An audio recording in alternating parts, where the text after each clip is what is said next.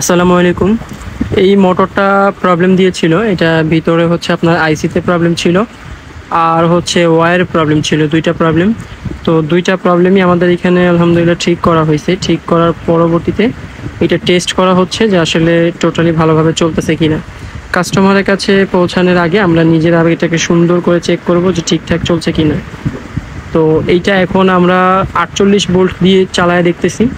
মোটরটা দেখতে কিন্তু আপনার অনেক বড় মনে হবে যে ৫০০ ওয়াট বা ১০০০ ওয়াটের মতো, আসলে এমন কিছুই না।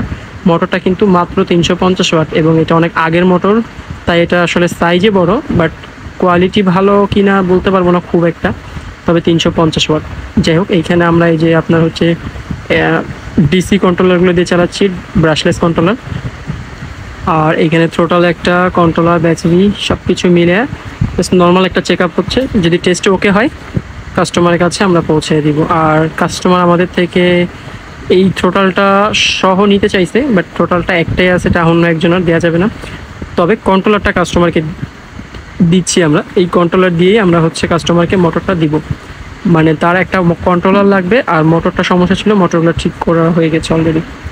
তো ঠিক আছে, ইনশাআল্লাহ আজকের মতো ভিডিওটা এতটুকুই থাকুক। আপনাদের সাথে সব ছোট ছোট বিষয়গুলো শেয়ার করার কারণ একটাই, এগুলোতে আপনারা বুঝবেন যে আসলে আমরা কী কাজ করতেছি না করতেছি। যাদের বোঝার দরকার আছে আসলে তারাই বুঝবেন।